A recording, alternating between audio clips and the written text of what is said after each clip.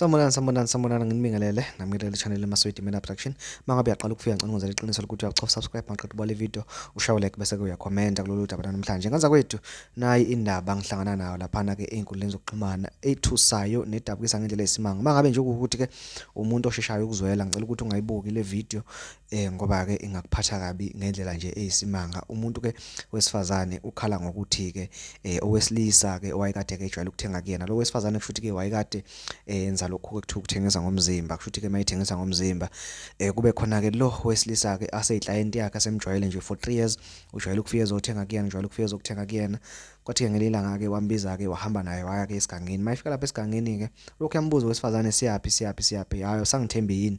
Makufika esigangeni uthi akaphume emontweni, mabephuma emontweni sekuyaliwa ke indoda yamshaya yayisithatha isando ke yayisimqhumisa ke imshaya konke la imqhumisa lamathambo lawo angenhla kwamehlo, umshaya umzimba wonke ngesando emcindezele phansi. Yamqhumisa ke lamathamba lapha ngenhla kwamehlo kangangokuthi ke amehlo akhe ke aze avaleka wangabona. Ngicela ukuthi ke ngakuxoxeli lonke udaba uyizwele wena ukuthi lo wesifazane wabhekana kanjani nalesimo.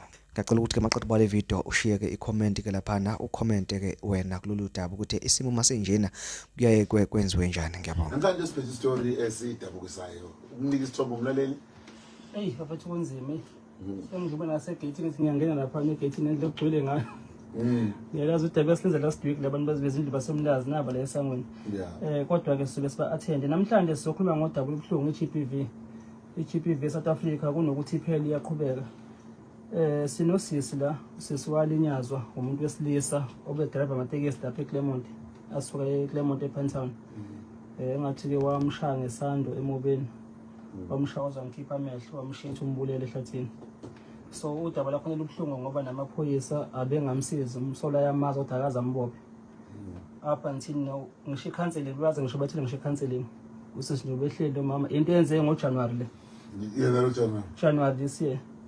What if lo muntu be serial killer ngoba police swamshiye emobeni ejethe umbulele. Amaphoyisa mangabe ekhombisa ubudedengu njengaloku. Amehlo awuboni ngoba aphahlaka nje. Wawaqhumisa nje bazochaza wawaqhumisa nje ngisho amathambo lawo. So isimo sakhe njengamanje esinzima qhameza esokuthi uzofuneka goqe isiqhoko sicele ngisho ukudokotela ushabalala eshoti ukuthi asicele ngoba usisifuneka ukwenza operation amehlo njengoba nje alimala kwehla lezi nyama ziyavaleka manje zivala lephathe la kufuneka ukwenza operation. Okay. Look sisiqoka nawe tata. Because the family udaba ngathi sokala ngathi uzoqina ukushuba umuntu osheshayo ukuthuka nomuntu osheshayo ukuzwela sizaze sikwenze usuku lakho lubelubi. Ukhala usuku lonke ungakwazi ukuthi ukucisha kancane umsakazo wakho kule mzuzwanyana kodwa mawukuthi uzokwazi ukuba nesibindi sokulalela ngoba uzongena kuma details alo ngempela just ukuthi sikwazi ukuthola isisombululo. So ungakwazi ke ukuhlala nathi. Tata wethu asibingelele sikomukele kuKhosi ekseni. Yebo sanibona. Kunjani? Okay, bakufana camera uzama lapho ngathi ngibuzwa. Libaphila kodwa sisi. Yebo ngiyakho sengiyakuzwa ke manje.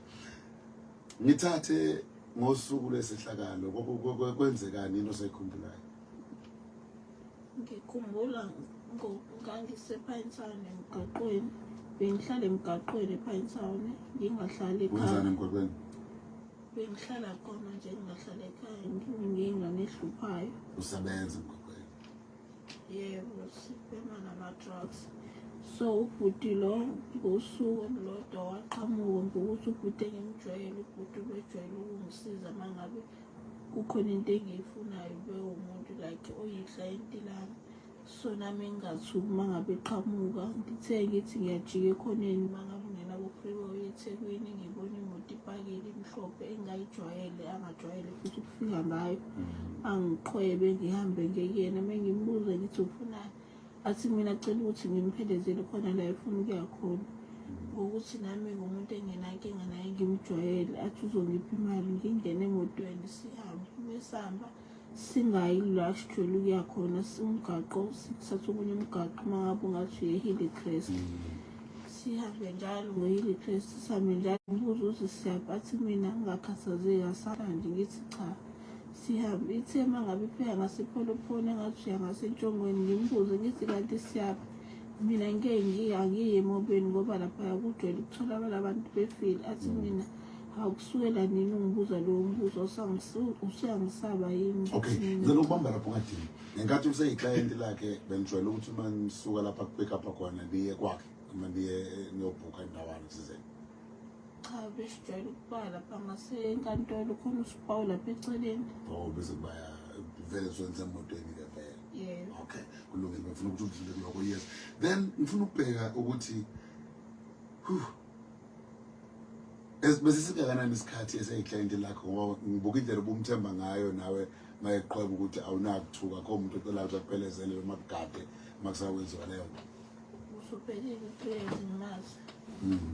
Yebo. Yo.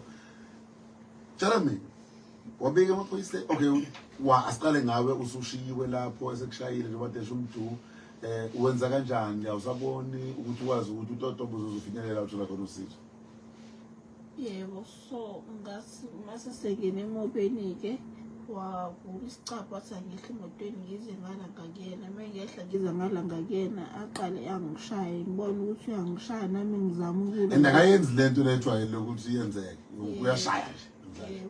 Okay. Ngilwe nami ngithi ngizama ukuyiphilisela futhi abone ukuthi ngiyamhlula ngamandla bese yangikinya. Futhi uthe mengikinya kube yila ngiphelelwa khona amandla bese ngiyawa. Ngoba mkhulu ngomzimba mase bedana ahlala phezu kwami ngomzimba wangixamalazela wase yangipress izandla zombili wadonsa isandla ngaphansi kwamata wemoto la kulento yokupress inyawo wase yangishaya ngayitshela ukuthi uyadlala uthe mesiphame sisando ngathi mina bamalume ungangilimazi wangishaya ukuqala ngakhala ngathi mengithi ngiyakhala wase yangikinya futhi ngalesi sinye isandla wase yaqhubeka yangishaya imvalo kangizange ngisazi ukuthi kwenzakalani ngoba ngaquleka ngaphaphama emva kwesikhathi ngitheme ngiphaphama sengithi ngivula amehlo awasavuleki ney'nyawo ayisahambi ngoba ngishaya zonke amalungu omzimba nasemaqaleni nasemadolweni ngishayile. Ngibona ukuthi kodwa ngeke ungisize ukuhlala lapha phakathi ngoba kufanele ukuthi ngizame indlela yokuphuma ngizama ukugaqa ngamadolo ngibona ukuthi ngiyagaqeka ngilalele imoto ukuthi iduma ngakuphi uma ngabe lezi imoto iduma ngala ngishona ngakulelo sayidi ngaze ngafika ngaphezulu ngifika ngaphezulu ngase ngiphelelwa amandla ngiyawo ngathi kodwa uNkulunkulu ngicela ukuthi ungisize noma ngathiwa ngiyafa kodwa ekhaya bawuthola umzimba wami noma ngingasafelanga lapha phakathi emobeni bese ngizwe imoto iduma ngimemeze kakhulu ngithi ngicela ningisize ngizwe izwi lomlungu mase ngikhuluma isingisi ngithi help mase umlungu yezwa ukuthi khona umuntu omemezayo basho ukuthi khona umuntu omemezayo mase ambulance yafika yangithatha. Sikhuluma namaphoyisa ase-Hillcrest asithumela amaphoyisa ase-Pinetown nawo agcine ukuthi azobuyela kithina ngokwakho musakhumbula walivula kusiphi isiteshi samaphoyisa icala kanti yiphi into oyitholayo njengencazelo okushiwoyo ukuthi lokhu kwenzakalayo kwisizathu ukuthi kudidela ngoba ngizothiwa iy'ntolo zokuthi umsola kaboshiwe zibe manje aziwe. Amaphoyisa afika kanye mina wase-Pinetown ngisasesibhedlela kanye waphindanga kwafika iphoyisa mina. So nje awazi yini ongafisa sikusize ngayo njengomphakathi oseNingizimu Afrika njengamanje. Ngiyazi i-counselling ngiyoqala edingakalayo uzokwazi ukumukela iseyintsha lento enzeke ngoJanuwari. Kade ubona unamehlo seshaywe ngesando akuzwakali neze kahle yini enye ofisa ukuyibona yenzeka la? Ngifisa ukuthi umphakathi wase-South Africa ungisize ukuthi kutholakale lo muntu owangilimaza. Ukwazi kwakho usahlala lapha ehlala khona? Yebo, usuhlale 316 eClermont. Okay. Yebo. Oh, uhamba nomama wakho manje? Okay. Mhlawumbe nomama ngimfakela ma elakho nje nawe ongalifaka ingane esikhulumile yachaza konke lokhu yini umuntu olalelo kozini ikhulu zamaphoyisa ngoba kuyamangaza ukuzwa ukuthi kuthiwa umuntu akaboshwa kuthini yini ufuna ukuyibhodla enhlizweni yakho nongafisa abantu bekwazi ukuthi benisize ngayo? Sanibonani umphakathi waseNingizimu Afrika ngiyabonga ukuthola leli thuba uMabonga Dlamini uMakajabu engingathanda ukusizakala ngakho ukuthi ngicela ukuthi amaphoyisa bandla masifika bona sibeka izikhalo zethu esuke zijule njengalezi basisize udaba bangaliyekeleli kubo kuzothi wena ulimalelwe kube wena njalo othatha ufone ukuze kumseshi ukuthi ngisacela ukubuza ukuthi kwenzakalani.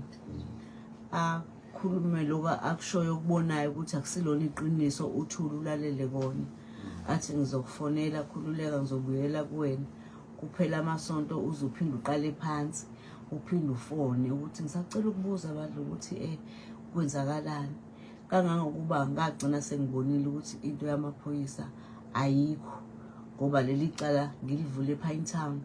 Yalithatha ePinetown alesa kaNdengezi. kaNdengezi umseshi wakhona akafika ngisho ukufika wahlula ngisho sengimfonela ngisekhaya ngithi mina umseshi uTembe lo cha owakaNdengezi uNgcobo engamfonela ukuthi baba ngisacela ukuthi ufike ngoba ingane ikhona pass out.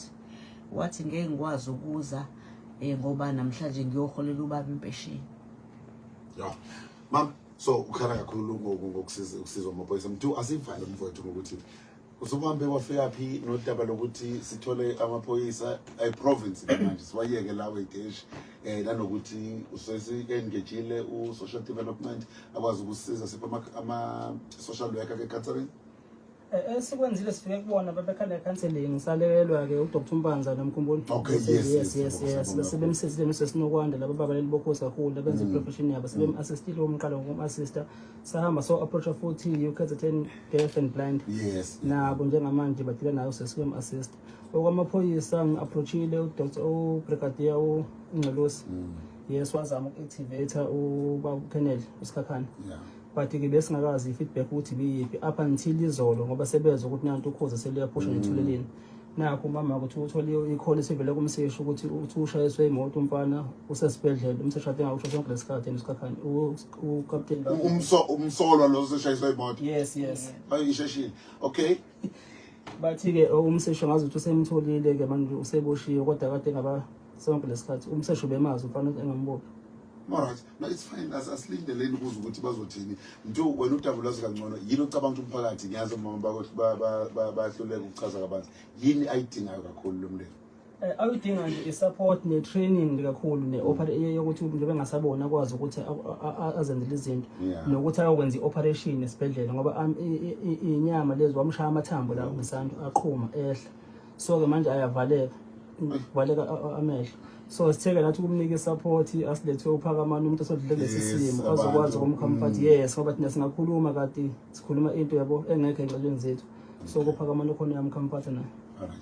Indaba entsolo lesishaka lolunye sebona nkulunkulu umuntu shi number futhi uNkulunkulu 06 77893082 kodwa qala bangangifoneli khona uhluphizo uphakamana umoya wami namhlanje nje ukuthi uzofuna inyama yabo. Ngana kwethu ilona daba ke lolo ke njengoba ke uthwile ngiyacela ukuthi ke njengoba usibukile le video ucommente ke kulolu daba usho ukuthi ngabe yini imbangela eyenza ukuthi ke lo wesilisa ezeke ecabange ukwenza ihluku esifana nalesi bese ke ungivezela ukuthi ke usisi engenze njani ukuthi ke eqhubekele phambili nempilo yakhe njengoba ke abhekana ke nalihluku esifana nalesi. Ngiyabonga.